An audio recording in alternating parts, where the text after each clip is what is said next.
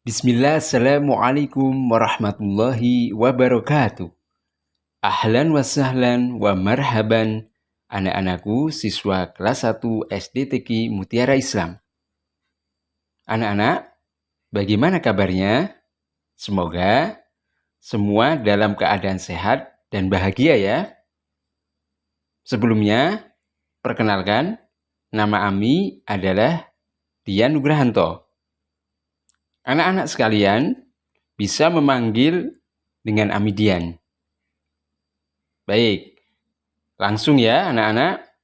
Pada kegiatan MPLS atau Masa Pengenalan Lingkungan Sekolah, pada hari Senin ini Ami ingin berkisah tentang sepenggal kisah dari dua nabi yang mulia, yaitu Nabi Ibrahim dan Nabi Ismail alaihissalam. Dan kisah ini adalah yang menjadi asal mula pelaksanaan ibadah kurban pada Hari Raya Idul Adha yang jatuh pada setiap tanggal 10 Zulhijjah dan dirayakan oleh setiap muslim di seluruh dunia. Baik anak-anak, simak dengan baik ya. Jadi anak-anak, suatu ketika Nabi Ibrahim alaihissalam ingin pergi mengunjungi istri dan putra beliau, yaitu Nabi Ismail alaihissalam. Pada saat itu, Nabi Ismail sudah tumbuh menjadi anak yang dewasa, sudah besar. Nabi Ibrahim alaihissalam bermimpi, diperintahkan oleh Allah Subhanahu wa Ta'ala untuk menyembelihnya, yaitu menyembelih putranya Nabi Ismail alaihissalam. Padahal kalau para nabi yang bermimpi itu adalah wahyu dari Allah Subhanahu wa Ta'ala. Wahyu yang merupakan perintah yang harus ditaati. Jadi Nabi Ibrahim alaihissalam harus menyembelih putranya. Maka Nabi Ibrahim alaihissalam kemudian minta pendapat kepada putranya, yaitu Nabi Ismail, tentang mimpinya, yaitu perintah untuk menyembelihnya. Maka pada saat itu Nabi Ismail berkata, meyakinkan kepada ayahandanya, yaitu Nabi Ibrahim alaihissalam, agar melakukan apa yang menjadi perintah Allah Subhanahu wa Ta'ala. Nabi Ismail mengatakan, wahai ayah, lakukan apa yang Allah perintah. Insya Allah aku termasuk orang yang sabar. Anak-anak, maka tibalah hari di mana Nabi Ibrahim ingin melaksanakan perintah Allah Subhanahu wa Ta'ala, yaitu menyembelih putranya Nabi Ismail.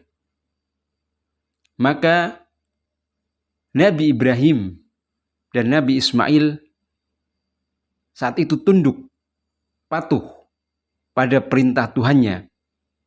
Dengan penuh kepasrahan, Nabi Ismail dibaringkan dan diletakkan kepalanya. Kemudian pisau yang sudah diasah dengan tajam siap dihunuskan oleh Nabi Ibrahim untuk menyembelih Nabi Ismail.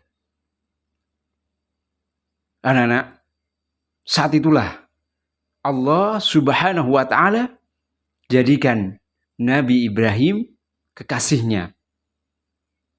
Nabi Ibrahim pada saat itu membenarkan dari mimpinya yang merupakan wahyu. Hal itu sebagai bukti bahwasanya Nabi Ibrahim taat pada kehendak Allah Subhanahu wa Ta'ala, maka Allah Subhanahu wa Ta'ala beri balasan yang baik untuk Nabi Ibrahim alaihissalam. Allah tebus Nabi Ismail dengan domba yang perkasa. Jadi Nabi Ismail diganti dengan domba, yang akhirnya yang disembelih bukanlah Nabi Ismail yang merupakan putra Nabi Ibrahim, akan tetapi yang disembelih oleh Nabi Ibrahim adalah seekor domba yang perkasa.